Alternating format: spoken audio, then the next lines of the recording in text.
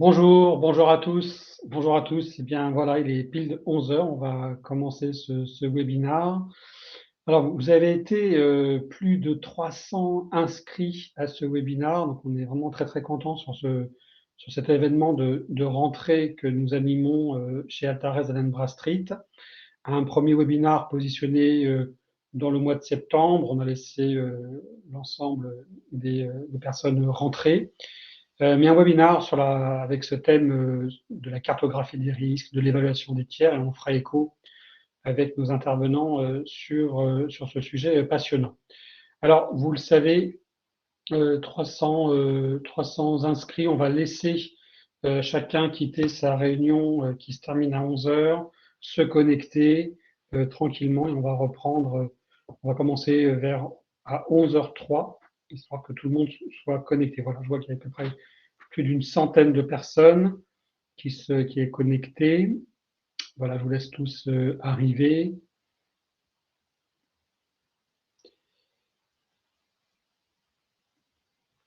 On va peut-être faire un test de son. Alors, je vais prendre qui aujourd'hui dans la liste. Euh, alors, est-ce qu'il y a des clients que je connais bien? Oui, par exemple, Alex. Alex, est-ce que tu peux me dire si tu nous entends bien dans le chat?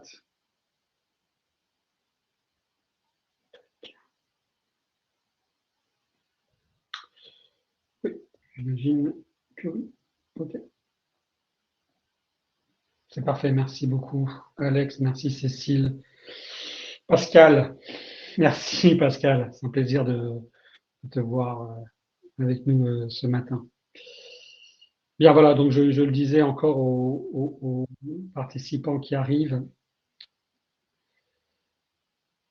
Voilà, nous allons commencer dans quelques minutes, plus de 300 inscrits sur ce webinaire. Bonjour à tous. Parfait, on a un agenda qui est très, très chargé. On a 60 minutes sur ce sujet passionnant. On aurait pu faire quasiment une matinée dédiée totalement à la cartographie des risques. On l'avait abordé, je ne sais pas si vous étiez sur notre dernier événement de la matinée conformité, c'était au mois de juin 2022. On avait fait des webinaires également sur ce thème-là. C'est un thème que nous abordons régulièrement et on a aujourd'hui 1 heure là-dessus. Voilà, donc on va terminer à minuit, on va commencer ce webinaire. Alors un agenda assez très opérationnel. Vous allez voir comment on met en place une cartographie. Vous allez voir quels sont les critères qui sont à prendre, avec notamment le Smart Global Governance. Nous verrons également l'étape suivante, l'identification de l'honorabilité des tiers, l'évaluation des tiers, pour parler concrètement, comment elle s'opère. On a fait beaucoup d'animations, de prise de parole sur ce sujet, donc je vais y passer à peu près un petit quart d'heure, mais c'est de bon ton de rappeler quelques règles classiques d'évaluation des tiers. Mais une grande partie de cette prise de parole de ce webinaire sera sur les différents types de cartographie et comment mettre en place une cartographie des risques de vos tiers.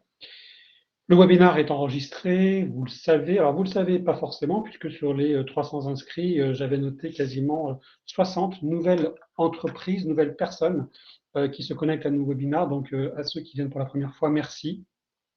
Donc, pour tout le monde, le webinaire est bien sûr enregistré.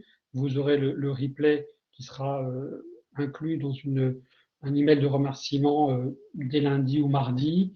Pour ceux qui souhaitent avoir la présentation, elle sera également jointe dans le message de remerciement. Vos questions et vos réponses, vous pouvez les poser soit par le chat, soit par l'onglet questions-réponses. Vous faites votre choix. On tentera d'y répondre en direct avec nos intervenants. Néanmoins, si nous n'avons pas le temps d'y répondre, l'ensemble des questions et vos emails seront adressés à nos intervenants ou à des consultants internes, par exemple, pour qu'ils puissent vous répondre ultérieurement. Donc, ne vous inquiétez pas si vous n'avez pas de son. Alors, oui, Raphaël, je vois que vous avez un petit souci, mais ça marche pour tout le monde, donc OK. Alors, en termes d'intervenants, j'ai vraiment le plaisir d'accueillir Philippe Montigny, qui est président du CIRC Finance.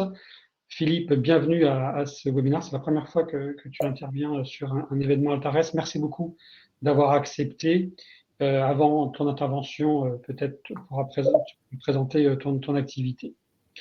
Olivier Glio de Smart Global Governance qui est intervenu sur justement cette matinée conformité. Merci Olivier d'intervenir avec cette tâche importante qui est la mise opérationnelle de la cartographie des risques. Ce que je vous propose, c'est qu'on commence tout de suite par notre première partie. Et je voulais mettre en emphase quelques informations qu'avait mis en exergue l'AFA sur justement la cartographie des risques et l'évaluation des tiers. Ils ont fait quelques contrôles, ils identifient qu'à une grande part des contrôles, il y a un manque de qualité de la cartographie des risques. Certes, ok, pareil pour la partie évaluation des tiers. Mais au-delà de cette statistique qui est issue des contrôles que fait l'AFA, chez Altares Allen Bradstreet, nous rencontrons, et j'ai vérifié la moyenne ce matin, à peu près 3 à 4 clients autour de Sapin 2 chaque jour. J'étais moi-même en clientèle vendredi. Et on se rend compte que autant l'évaluation des tiers, il y a des processus à mettre en place avec les solutions Altares et ça se passe très bien, autant la cartographie des risques, là, il y a encore des interrogations sur quel type d'informations prendre, quels critères prendre, etc. Donc là, on est vraiment dans le vif du sujet. Lors de notre matinée conformité de juin dernier, une des consultantes avait abordé la difficulté avec la cartographie des risques et de la corruption. En lien avec la corruption, elle avait identifié les problèmes, les axes d'amélioration. Je ne vais pas forcément les parcourir, et comme le PDF de la présentation vous sera transmis, j'ai jugé intéressant que vous puissiez avoir cet angle de lecture. Mais avant, prenons peut-être un peu de hauteur avec Philippe Montigny. Philippe, ton micro est activé, c'est parfait. Et nous avons souhaité avec Philippe, en préparant ce webinaire, échanger sur des questions et bien sûr des réponses de Philippe et voir quelles sont les recommandations sur le risque des tierces parties et les éléments des cartographies, puisque en préparant cette matinée, Philippe dit oui, mais il faut peut-être prendre un angle sur l'ensemble des cartographies. Alors Philippe, avant que je te pose la première question, est-ce que tu peux présenter ton activité?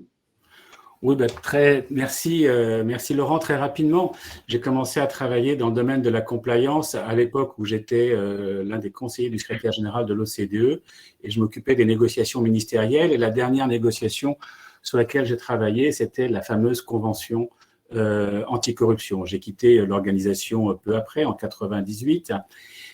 J'ai créé une entreprise et je me suis spécialisé assez vite sur la prévention de la corruption. Et puis, vers les années 2005, je me suis dit, mais je vois tant d'entreprises qui investissent dans ce domaine, mais l'investissement dans la compliance n'est pas vraiment reconnu. Et j'ai eu l'idée de monter les premiers processus de certification anticorruption qui ont très bien fonctionné, à tel point que plusieurs années après, j'étais contacté par l'ISO et on a travaillé sur plusieurs normes ISO, dont la 37001 et j'en parlerai aussi, la 37301. Et puis, il y a 4-5 ans, j'ai vendu mon entreprise au groupe Red Flag à Hong Kong. Et maintenant, j'interviens avec CIRC Finance comme conseil de dirigeants, principalement des COMEX ou des conseils d'administration. Voilà en quelques mots. J'ajouterais aussi quand même que Olivier m'a proposé il y a 1 an et demi maintenant de présider le comité scientifique de Smart Global Governance pour réfléchir à ce que la digitalisation de la compliance pouvait apporter aux entreprises. Et donc, on a un comité international avec différents experts, des juristes, des anciens secrétaires généraux, un procureur américain, une responsable d'université et d'autres spécialistes. Voilà. Merci Philippe pour cette première introduction. Donc c'est vrai que lorsqu'on a préparé ce webinaire, on avait souligné que la gestion du risque de manière globale était au cœur de l'ADN des entreprises, mais que le risque qui était lié à la conformité était encore difficilement appréhendé par notamment les directions générales. Est-ce que tu peux peut-être préciser cela? Oui, alors effectivement, il faut bien garder en tête que pour moi, la notion de risque et de risque business est vraiment au cœur de l'ADN de l'entreprise.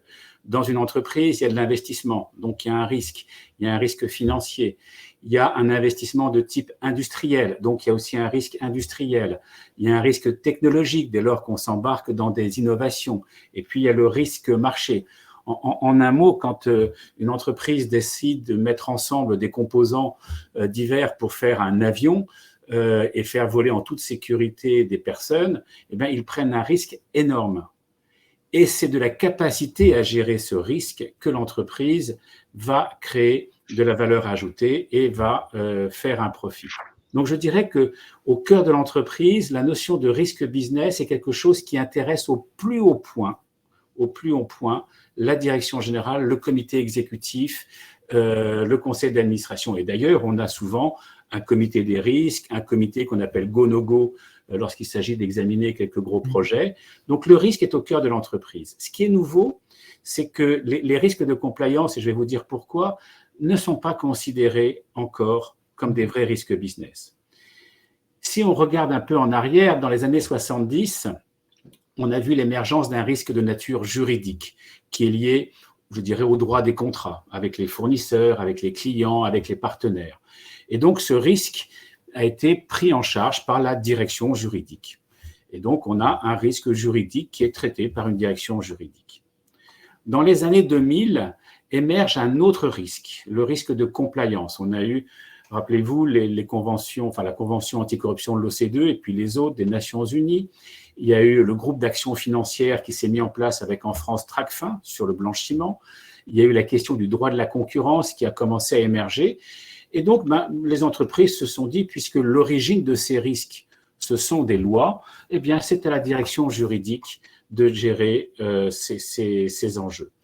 Or, en fait, si on regarde plus précisément, on s'aperçoit que ces risques ne sont pas des risques juridiques, mais sont des risques business qui doivent attirer l'attention de la direction générale. Quelques exemples. Rappelez-vous SNC-Lavalin, une grosse entreprise d'ingénierie au Canada, un acte de corruption au Bangladesh, découvert par la Banque mondiale, exclusion des marchés publics de la Banque mondiale, ça concerne 60% du chiffre d'affaires et c'est une exclusion pour 10 ans. Et là, on a bien un risque, je dirais de nature juridique au départ, qui a un impact business considérable. Un autre exemple, rappelez-vous l'amende BNP Paribas pour des problèmes d'export avec l'Iran, une amende de 10 milliards de dollars. Quand il y a eu l'affaire de Siemens il y a de nombreuses années, il y avait une grosse joint venture qui se préparait entre Siemens et le petit Nokia qui était très en avance. Et le petit Nokia a dit non, je ne veux pas travailler avec vous. Et cette joint venture n'a pas abouti. Rappelez-vous aussi Alstom, le contexte de corruption au moment de la vente avec General Electric et des cadres supérieurs qui ont été arrêtés et l'un d'entre eux qui a fait 3 ans de prison. Et enfin, pour terminer, plus récemment, Odebrecht, au Brésil, une amende de 2,6 milliards de dollars et le PDG condamné à 17 ans de prison. Donc, on voit que ces risques de compliance ne sont pas des risques à prendre, je dirais, au même niveau que les autres risques juridiques liés au contrat. Ce sont des risques business qui doivent attirer l'attention du comité exécutif. Et pour finir sur ce point, je trouve très significatif que quelqu'un comme Klaus Mussmayer, qui a été le Chief Compliance Officer de Siemens, c'est lui qui a redressé, je dirais, toute la compliance de Siemens, a été nommé membre du comité exécutif de Novartis, donc recruté par Novartis, membre du comité exécutif, et son titre, c'est Chief Risks Ethics and Compliance. Donc voilà Novartis, qui est une entreprise qui décide de faire de la gestion du risque dans sa dimension compliance, mais aussi éthique, un enjeu stratégique qui est abordé par le comité exécutif.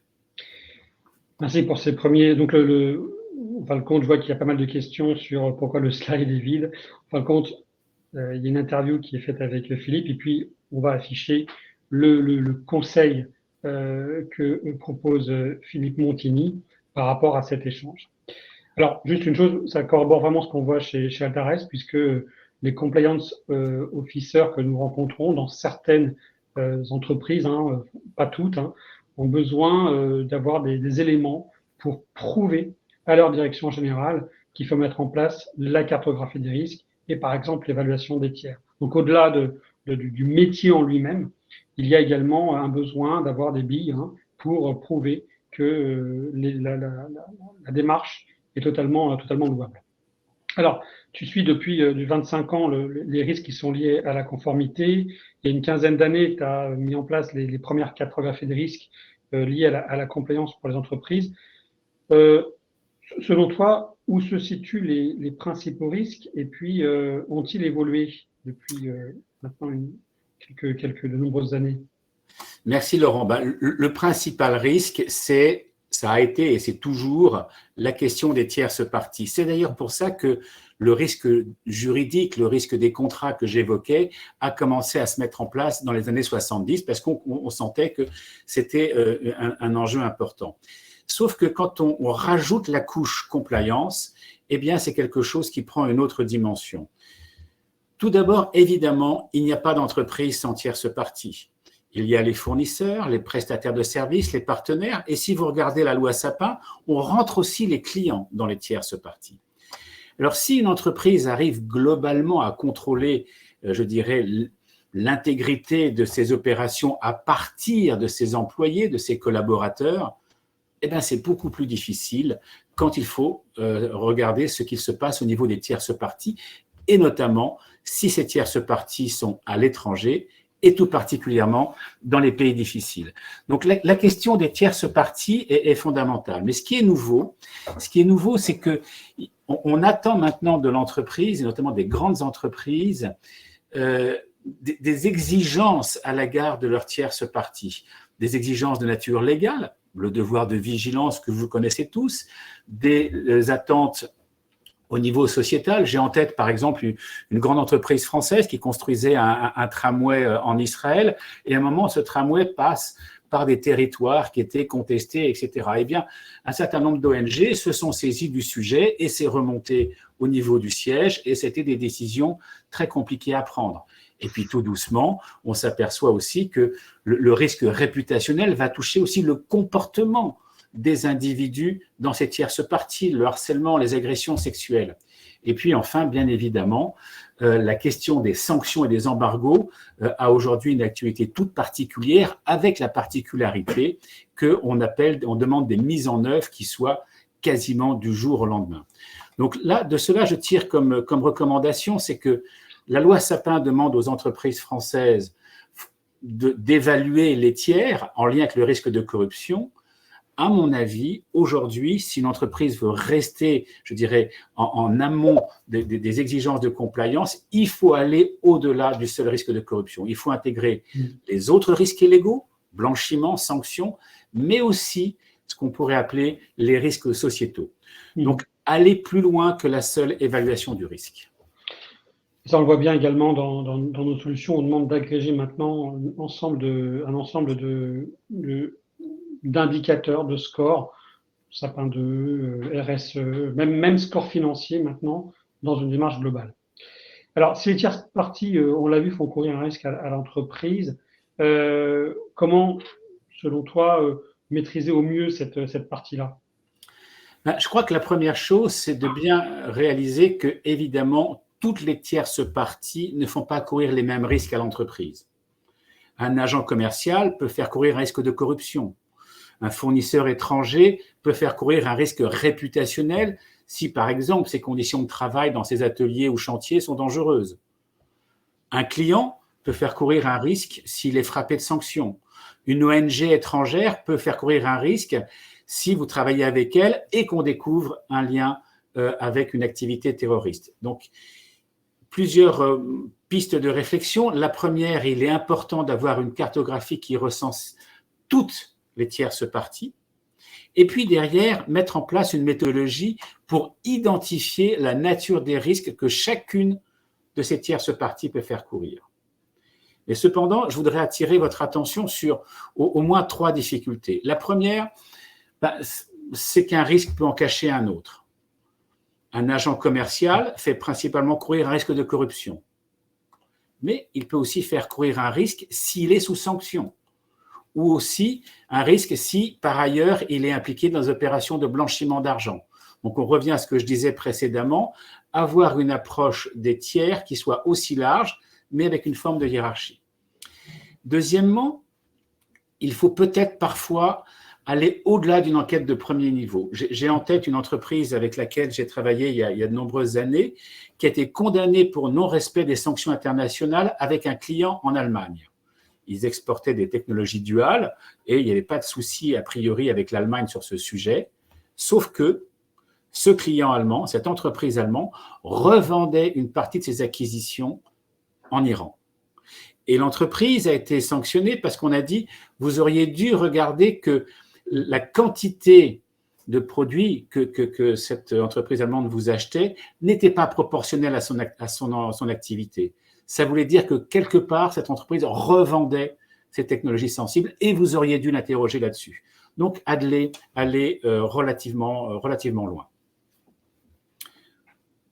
Oui, c'est intéressant ce que tu dis parce que autant sur la partie fournisseur, les responsables achats, dans ce que l'on voit, ont bien compris qu'elles doivent identifier l'honorabilité de leur fournisseur en rang 1, rang 2, rang 3, donc monter dans l'échelle de la supply chain. Mais là, l'exemple de la partie client, hein, donc plutôt aval, qui va redistribuer, revendre, etc. Là, on voit que peut-être il faut également descendre dans la partie aval de la clientèle. Ok. Alors, nous, on a souvent cette question-là, hein, jusqu'où faut-il pousser la due diligence? Est-ce qu'il faut analyser toutes les tierces parties? On a cette question à chaque fois, encore vendredi, hein, 30 000 tiers. Est-ce que je dois analyser l'ensemble des 30 000 tiers? Est-ce que votre cartographie est faite plus ou moins bien? Donc là, Smart Global apportera son expérience. Et voilà, jusqu'où faut-il aller au niveau des tierces parties? Je cherchais le mot en français, pardon. Alors, évidemment, Laurent, tu as raison, c'est là la principale difficulté, d'autant que nos directions juridiques, éthiques, risques, compliance sont aujourd'hui à un tournant. Les directions générales attendent d'elles un risque zéro, ce qui n'est pas possible, parce que les risques de compliance augmentent et que les budgets de ces directions, eux, sont rarement en croissance.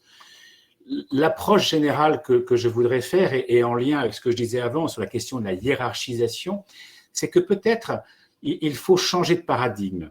Et je reviens à ce que je disais au début, si on comprend le risque de compliance comme un risque business, comme un risque intégré dans la stratégie de l'entreprise et sur lesquels les directions générales doivent se positionner, eh bien, il faut peut-être se poser plusieurs questions qui seraient par exemple les suivantes.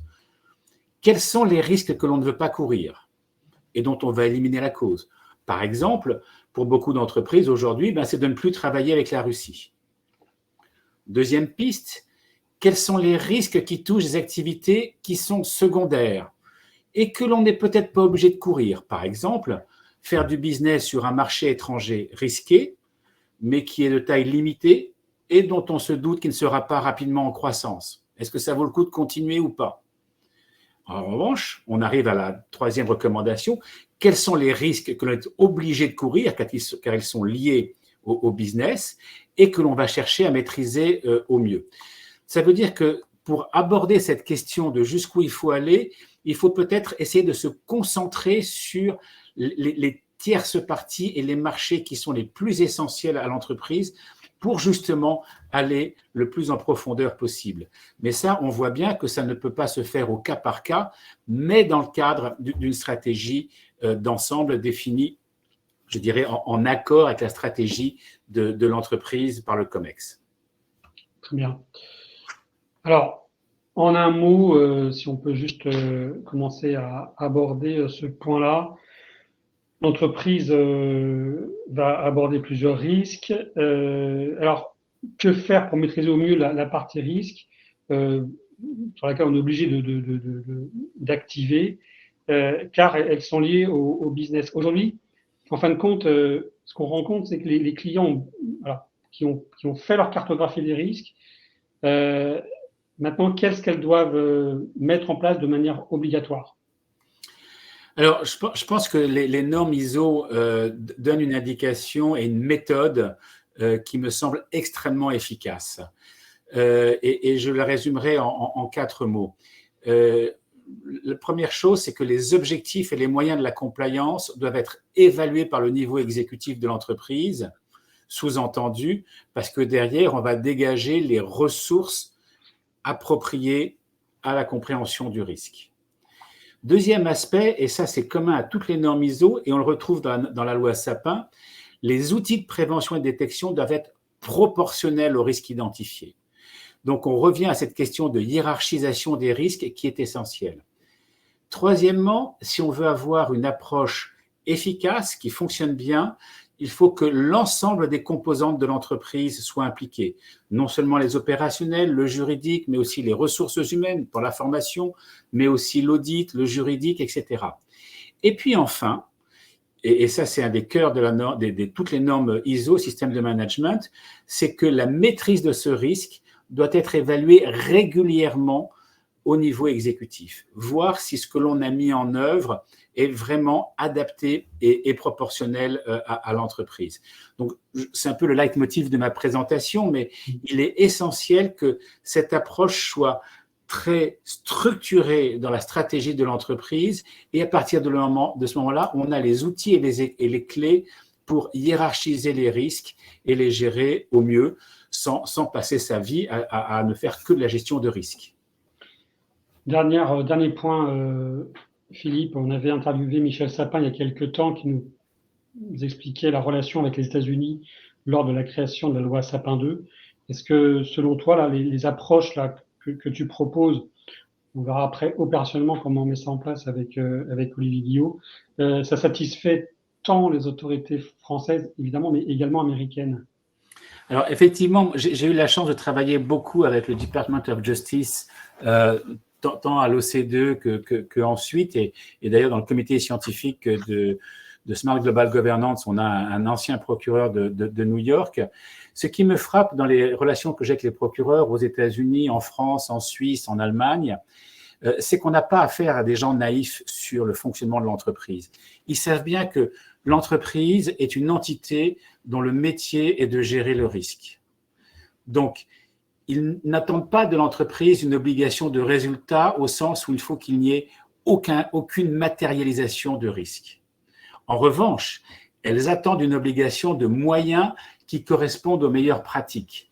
Et c'est-à-dire, notamment au regard de la loi Sapin 2, une cartographie exhaustive, rigoureuse, actualisée, et notamment sur les tierces parties. Dans la loi Sapin, il y a aussi cette question de l'évaluation des tierces parties et une action de prévention de ce risque qui soit proportionné. Ce qui me frappe quand je discute avec des procureurs, c'est qu'ils connaissent très très bien la compliance, ils connaissent bien les outils qui sont à disposition des entreprises. Et donc, face à des risques importants, si l'entreprise ne s'est pas dotée d'outils performants et efficaces, alors on va considérer qu'il y a ce qu'on appellerait un laxisme coupable. Parce qu'après tout, si on ne fait pas assez de contrôle, etc., peut-être que ça permet quand même de passer des contrats et faire du chiffre d'affaires sans des zones un petit peu grises. Donc, ça veut dire que du côté des autorités, il y a vraiment l'attente que l'entreprise se dote d'outils efficaces. Et aujourd'hui, qu'est-ce que l'on a? On a d'un côté des bases de données informatisées qui sont extrêmement larges et parfois extrêmement profondes. Et on a aujourd'hui des plateformes digitales qui permettent de gérer l'ensemble de ces risques selon les critères que j'évoquais tout à l'heure, le côté exhaustif, mais aussi le côté hiérarchique et le côté multirisque. Donc, pour les autorités, une entreprise qui se dote de moyens performants, modernes, ça veut dire que le jour où il y a un accident, appelons-le comme ça, le jour où il y a un accident, l'entreprise peut dire « j'ai fait mes best efforts, j'ai fait le maximum parce que j'étais équipé au mieux ». Maintenant, l'accident peut toujours arriver. Et ça, je crois que c'est quelque chose qui est très, très, très compréhensible par les autorités, qu'elles soient françaises ou qu'elles soient américaines. Merci Philippe de cet échange. Si tu le permets, le texte de ton interview, puisque vous imaginez bien que ça a été préparé, on le mettra en PDF et on le transmettra aux différents participants. J'imagine que Très tu seras volontiers. d'accord avec ça, mais on validera ça juste après. OK. Bon, on va rentrer dans le vif du sujet. Merci beaucoup Philippe, tu peux rester bien sûr avec Merci nous. Laurent. Mais coupe ton micro s'il te plaît. Merci beaucoup. Alors, on va rentrer dans le vif du sujet. Olivier, l'objectif de cet échange, c'est très concrètement comment mettre en place la cartographie des risques. Mais rapidement, si tu peux, par exemple, avant, nous évoquer les différents types de cartographie. Et tu connais un peu comment nous fonctionnons. Tu m'indiques quand il faut changer de slide. Très bien, mais on peut avancer. Alors, merci. Bonjour à tous. Donc, je suis Olivier Guillot, je suis président de Smart Global Governance. Donc, en fait, Smart Global Governance, c'est une entreprise française, un éditeur français de portée mondiale. On a des clients utilisateurs dans une centaine de pays, qui édite une plateforme tout en un qui permet d'identifier en fait les risques inconnus pour les réduire à l'acceptable, également bien évidemment de traiter les risques connus et aussi dans la même plateforme de gérer toutes les conformités. Et on va voir comment est-ce que c'est intéressant dans une logique de cartographie globale des risques. Tu peux passer, Laurent. Donc en fait, aujourd'hui, on se rend compte que dans une organisation, il y a beaucoup de parties prenantes dans les directions financières, légales, risques, techniques, opérationnelles, data, qui construisent leur propre cartographie des risques sur leur périmètre et qui ont besoin de collecter de l'information avec des collègues qui sont en charge d'autres périmètres. Il y a des recoupements. Donc, ces cartographies opérationnelles, comme on le voit à l'écran, vont couvrir à la fois du risque digital, du RSE, du risque tiers, du risque qualité, la continuité des affaires, l'environnement, la sécurité, l'audit interne, l'éthique et la conformité, la privacy et puis le risque légal. Donc, en fait, aujourd'hui, chaque périmètre construit sa cartographie. Et l'idée derrière, c'est de pouvoir agréger ces différentes cartographies pour permettre notamment aux CEO, aux organes de gouvernance, de pouvoir eux-mêmes avoir une vision non plus par périmètre, mais à 360 degrés de l'ensemble de ces cartographies, donc une cartographie stratégique, et de permettre de fixer le cap.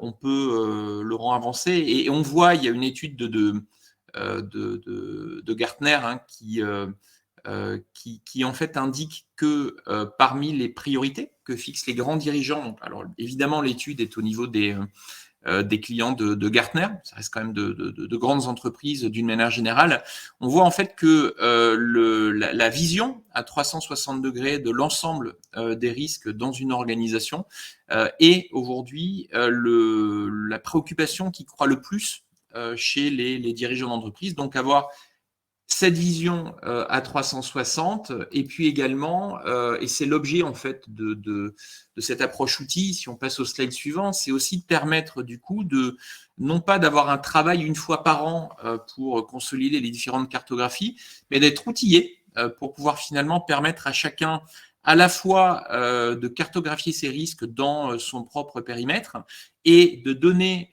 des éléments permettant de consolider en temps réel ces cartographies au niveau stratégique pour les organes de gouvernance. Donc ça, c'est d'un côté, mais également de l'autre, c'est-à-dire qu'une fois que les risques sont identifiés dans un périmètre, de pouvoir également communiquer avec les personnes en charge de réduire ces risques pour qu'elles puissent au sein d'une plateforme mettre à jour les évolutions d'implémentation des dispositifs de maîtrise de risque et donc actualiser en temps réel la cartographie périmétrique, ce qui du coup, par voie de conséquence, parce que tout est digitalisé, actualisera en temps réel la cartographie consolidée au niveau stratégique. Alors après, ça c'est la théorie.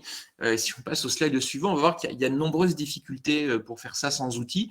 Déjà parce qu'une situation avec une forte pression dans chacun des périmètres.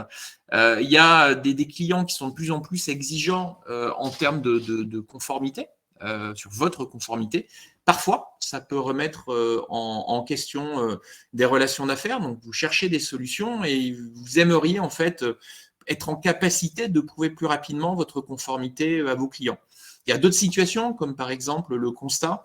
Je pense qu'on peut tous partager, de risques et d'obligations légales qui sont en constante augmentation, ce qui a comme impact un manque de compétences disponibles en interne. Et là encore, on aimerait bien, en termes de solutions, trouver une solution qui permet de gagner en compétences, tout simplement, pour pouvoir élargir les équipes à ISO ressources. Enfin, les budgets et les équipes restent très limités. Du coup, la conséquence, c'est que on constate un manque de temps pour tout faire correctement et on aimerait bien trouver une solution pour gagner en productivité. Et pour conclure, sur les situations les plus courantes que nous avons pu observer, il y a encore beaucoup d'Excel qui est utilisé pour les cartographies des risques, ce qui est une vraie plaie derrière pour déjà consolider sur un périmètre et encore plus à un niveau global.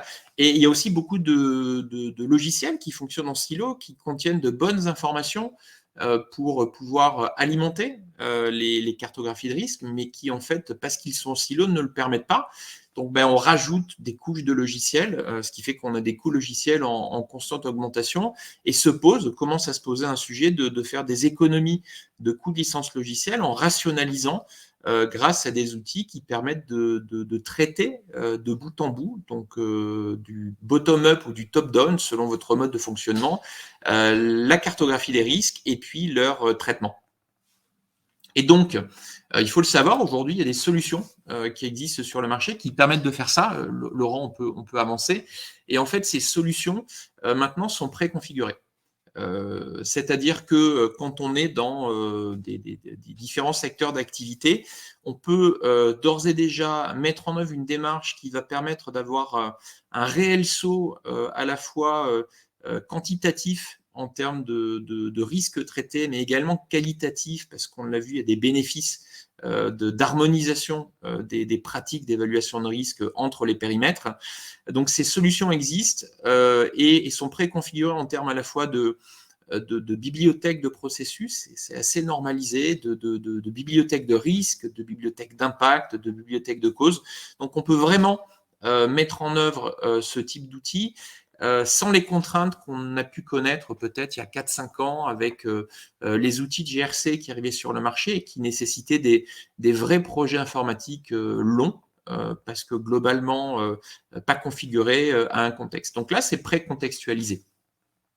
Et donc, au-delà de ce pré-contexte, donc qui permet de démarrer, et si on regarde sur le slide suivant, en fait, ces outils, donc c'est la différence entre du GRC et puis de la gestion intégrée des risques, ont ajouté des capacités technologiques de connexion à des outils internes, donc des outils de procurement, des ERP, des CRM, pour là encore éviter synchroniser les informations et éviter de solliciter lors de peut-être d'instances de cotation de risque ou de formulaires à remplir, éviter de solliciter des utilisateurs à finalement saisir en double une information qui est préexistante. Donc, les outils de gestion intégrée des risques aujourd'hui, grâce aux connecteurs, permettent vraiment très simplement, ça n'est pas à la portée de, ça n'est pas une portée technologique compliquée.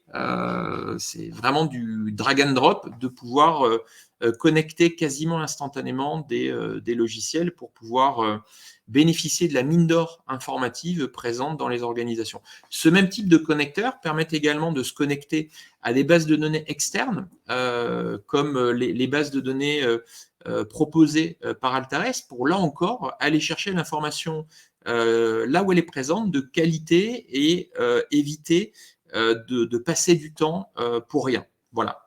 Donc, à titre informatif, chez Spark Global Governance, par exemple, on a plus de 200 connecteurs disponibles et des créateurs de connecteurs. Donc, l'idée, c'est de parler de cartographie de risque, à la fois cartographie au pluriel et de risque également au pluriel, où chacun peut travailler sur son périmètre et cartographier et consolider facilement avec tous ses collègues, toutes les autres parties prenantes de l'organisation, pour in fine permettre aux organes de gouvernance de prendre des décisions éclairées et d'être informés en temps réel des évolutions des situations, puisque les risques sont également traitées en temps réel au sein d'une interface. Alors, si maintenant on passe au slide suivant et qu'on se concentre sur une typologie de risques, parmi ceux que je vous présentais tout à l'heure, la cartographie des risques tiers, et on se rend compte que là, il y a un véritable changement de paradigme dans les comportements des entreprises pour aborder en fait ces types de risques, puisque globalement, Gartner, quand on regarde une étude de Gartner qui indique en fait qu'il y a 30% des due diligence qui seront lancés en 2024 à partir d'une solution de gestion intégrée des risques. Alors 30%, ça peut paraître faible, mais c'est également beaucoup quand on prend un peu de recul et qu'on se rend compte qu'il y a 2 ans et demi, le taux était proche de 0%. Donc c'est un vrai mouvement de marché qui s'explique en fait par le slide suivant, c'est que la gestion des risques est une gestion qui est transverse. C'est-à-dire qu'on est là pour traiter des risques IT, on est là pour traiter des risques autour de la privacy, on est là pour traiter des risques de RSE, des risques anti-corruption. Donc, ces risques aujourd'hui sont transverses. Il y a beaucoup de redondance quand on analyse cette typologie de risques, et donc le bénéfice de pouvoir centraliser, de rendre transverse ces gestions de risques tiers, il est vraiment significatif. On a par exemple un de nos clients qui fait partie du CAC 40 et sur une partie de sa gestion de risques tiers, donc les premières étapes, a des gains d'efficacité au bout d'1 an à proche de 80%. Par rapport à un usage préalable d'Excel segmenté par périmètre. Donc, c'est vraiment appréciable en termes de gain d'efficacité, de réduction du risque tiers et puis également de confort de travail pour les équipes, tout simplement.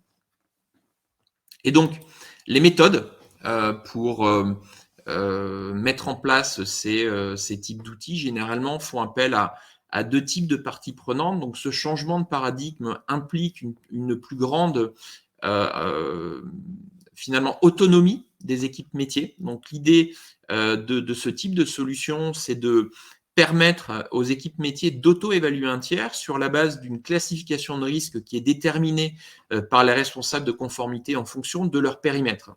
Et donc, cette auto-évaluation est rendue possible parce que les outils de gestion intégrée des risques se connectent aux interfaces métiers existantes. Donc, dans la plupart des cas, il n'y a pas de conduite de changement à mener puisque la synchronisation se fait par exemple entre un CRM, je rentre un nouveau prospect, l'information est synchronisée avec le système de gestion intégrée des risques qui va appliquer les critères de classification de risque par périmètre, et l'agrégation de ces scores par périmètre vont pouvoir permettre de synchroniser par retour une information dans le CRM et de permettre au commercial, si on est dans une relation préalable à un contrat, de savoir s'il peut continuer à passer du temps. Alors, c'est valable pour des CRM comme pour des ERP. Donc, l'idée, c'est de rendre autonomes les équipes métiers et puis d'avoir une sorte de garde-triage par ce mécanisme qui fait qu'on va pouvoir décharger les équipes conformité par périmètre qui n'auront qu'à traiter les cas sensibles. Alors, les cas sensibles, on va le voir après, dépendent bien évidemment des critères de classification de risque. Alors là aussi, les outils maintenant disponibles sur le marché permettent à chaque responsable de périmètre de pouvoir déterminer ses propres critères de classification de risque. Pour autant, en gardant des capacités, parce qu'au final, ce sera agrégé et puis pondéré en fonction de votre politique de risque entre périmètres. Par exemple, je pourrais avoir de la privacy pondérée à 3 sur 5, du RSE pondéré à 2 sur 5, parce que moins de risque légal, et puis de l'anticorruption avec un poids de 5, parce que il y a des risques plus forts que sur les autres domaines. Donc, en fait, chacun détermine ses critères de classification de risque pour aboutir, quand on passe au slide suivant, par périmètre, à avoir un niveau de risque, alors souvent classé sur le marché par des jeux de couleurs, mais les jeux de couleurs, en fait, ont le bénéfice d'apporter aux opérationnels qui, encore une fois, ne sont pas des experts en conformité, notamment avec la multiplication des périmètres, permettent aux experts d'avoir un go, un no-go ou attendez, il faut qu'on creuse. Et donc, le attendez, il faut qu'on creuse, c'est le slide suivant, en fait. Ce sont les contrôles de conformité. Donc, les contrôles de conformité qui sont là aussi processés, automatisés autant que faire possible. L'idée, en fait, c'est de mettre par périmètre de conformité les personnes en charge, les décideurs en situation de pouvoir être informés et prendre des décisions éclairées. Donc là, il y a de multiples possibilités, on le verra juste après, mais pour citer les principales, c'est déjà d'effectuer des recherches en provenance notamment d'Altares. Alors Laurent va en parler tout à l'heure, mais il faut savoir que les offres de Datablog d'Altares, c'est vraiment disruptif comme offre, un peu comme les imprimantes 3D qui disruptent en fait l'artisanat. Vous pouvez, grâce au Datablock, finalement arriver à concevoir des objets de conformité automatiquement qui vont vous permettre d'avoir des décisions vraiment éclairées là où vous en avez besoin. Donc, la connexion aux bases de données, également la capacité de compléter en fait les informations que vous pouvez collecter automatiquement avec des questionnaires de conformité que vous pouvez adresser aux tiers concernés ou en interne, questionnaires qui vont pouvoir être dépouillés automatiquement sur les réponses, sur la base d'arbres de décision que vous pouvez paramétrer. Et puis, il y a des solutions qui vont un petit peu plus loin, comme la nôtre, qui permettent également, par le biais d'intelligence artificielle basée sur le traitement naturel du langage, de pouvoir aussi analyser les pièces jointes, puisqu'en fait, aujourd'hui, on peut automatiser plein de choses, mais à un moment donné, on reçoit des pièces jointes et puis il faut lire les pièces jointes. Donc là, le rôle de l'intelligence artificielle, c'est de dire, est-ce que le contenu correspond à ce que j'attends, donc de donner un niveau de confiance sur un document, que vous pourrez comparer ce niveau de confiance avec un goût du risque par rapport à cette capacité d'automatisation, et là encore finalement de ne traiter que les exceptions. Et puis, il y a également d'autres possibilités qui sont des possibilités d'obtenir des due diligence approfondies auprès de cabinets externes. Alors pour ceux qui suivent notre actualité, vous aurez vu qu'aujourd'hui, Smart Global Governance a annoncé un partenariat stratégique avec Avisa Partners qui permettra aux clients d'Avisa de pouvoir bénéficier, s'ils le souhaitent, des technologies de Smart Global Governance, et puis aux clients de Smart Global Governance de pouvoir directement dans la plateforme, dès lors que le process sera arrivé jusqu'au bout, mais qu'il y a encore un doute, de pouvoir acheter tout simplement une diligence approfondie auprès d'Avisa. Voilà, on peut passer au slide suivant qui finalement est le slide de synthèse du dispositif, où on voit à gauche que les solutions de gestion de risque tiers se connectent à votre ou vos référentiels tiers internes. Alors je dis vos parce que parfois il y a une base due diligence qui est séparée de la base client, qui peut être séparée de la base fournisseur. Donc l'idée c'est vraiment de se synchroniser aux différentes bases, et puis également de se connecter à des formulaires de préévaluation qui peuvent être présents déjà dans des logiciels métiers qui vont être synchronisés ou créés à partir des solutions de gestion de risque tiers. Et donc, on bascule sur la colonne auto-évaluation, où là, l'idée, c'est vraiment que les opérationnels auto-évaluent avec une mutualisation. Alors, la mutualisation, c'est une mutualisation non pas dans la classification du risque, mais bien dans la collecte de l'information en amont, puisque on est bien d'accord que à partir d'informations brutes, on va appliquer des critères de classification de risque différents par périmètre, et on est également d'accord qu'il y a aussi beaucoup de redondance entre les exigences de conformité. Je citerai un exemple. Vous envoyez un questionnaire de risque IT à un tiers et vous lui envoyez derrière un questionnaire par une autre équipe, le Data Protection Officer RGPD, vous aurez 35% en moyenne de points communs. Donc, c'est 35% à la fois de travail pour le tiers qui va redonder ses réponses, mais également 35% pour les équipes IT et Data and Privacy qui vont devoir analyser 2 fois des réponses. Donc, la mutualisation des éléments collectés, puis application des critères de risque. Donc ça permet de classifier, d'avoir un premier niveau de classification, c'est la gare de triage qui va enlever la majorité des demandes de conformité. Et puis derrière, on va avoir tout le dispositif d'automatisation avec Altares qui va permettre de pouvoir, grâce au datablock, vraiment faire à la fois du très précis, mais également sur beaucoup de profondeur. Altares, c'est quand même aujourd'hui 480 millions de profondeur d'entreprises présentes en base, ce qui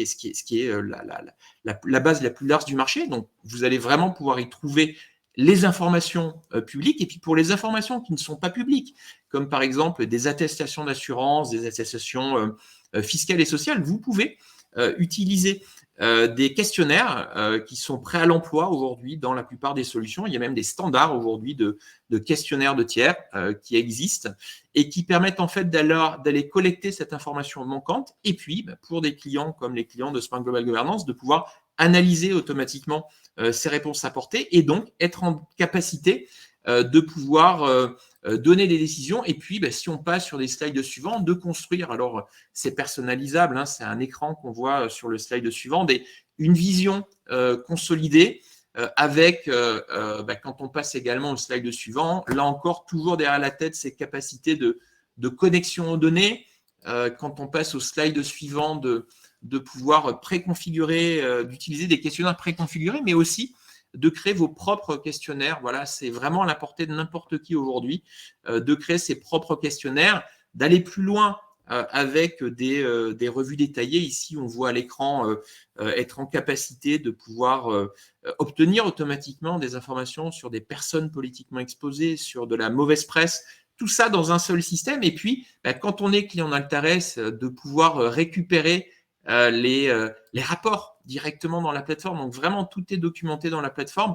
On va voir un exemple dans le slide suivant pour pouvoir, derrière, slide suivant, prendre des décisions de manière extrêmement simple. Voilà, c'est simple parce qu'il y a des boutons. On accepte, on refuse, on escalade. Tout ça est traqué. Le bénéfice également de tout ça, c'est de dire que la remédiation des risques derrière est collaborative. C'est-à-dire que vous pouvez mettre à disposition un espace siloisé au tiers, par exemple, pour pouvoir lui permettre de déposer des documents manquants, d'apporter des preuves de conformité qui seraient manquantes et faire réévaluer finalement automatiquement son score par l'apport de ces éléments complémentaires. Donc ça, c'est vraiment l'approche globale de gestion de risque tiers internalisé. Et puis, alors là aussi, c'est une disruption de marché qui va arriver quand on regarde le slide suivant. Il y a des acteurs aujourd'hui comme Accenture, donc qui, là encore, partenariat nouveau global avec Accenture. Il y a de plus en plus de sociétés de conseil qui proposent du service de gestion de tiers externalisé totalement ou partiellement, et dans le cadre d'Accenture avec une combinaison Spark Global Governance, data d'Altares plus questionnaire. Voilà, je suis allé très très vite sur les derniers slides parce que je vois qu'il y a des questions, que le temps avance et qu'il reste 7 minutes. Pour ceux qui auraient des questions complémentaires, mes coordonnées seront dans les slides et je serais bien ravi de pouvoir prolonger la discussion. Voilà. Merci Laurent. Je t'en prie. Il y avait 2 questions, si tu pouvais y répondre, Olivier, mais je pense que tu vas y répondre positivement. Alors, qu'on résume, hein, il y a une première partie sur le contexte de cette cartographie des risques. Avec Smart Global, la mise en place de l'analyse des cartographies. Frédéric, vous posez une question sur peut-on évaluer un tiers sur plusieurs risques, RSE, compliance, SSSI, etc., etc. Oui, aujourd'hui, vous pouvez parfaitement le faire, d'autant que chez Altares, nous avons les données qui permettent d'évaluer ces risques. Et Samy, vous posez la question de savoir si on peut adresser des questionnaires directement au tiers. Alors, ça se fait également via Smart pour poser une question au tiers. Il faut savoir que les réponses aux questions de ce tiers, qui valent ce qu'elles valent, peuvent venir impacter un score de conformité. Juste, je vais prendre quelques minutes pour vous expliquer comment, chez Altares, on évalue, on fait l'évaluation des tiers. On a un processus qui est assez clair, qui va arriver au score de conformité. Je vais y aller directement.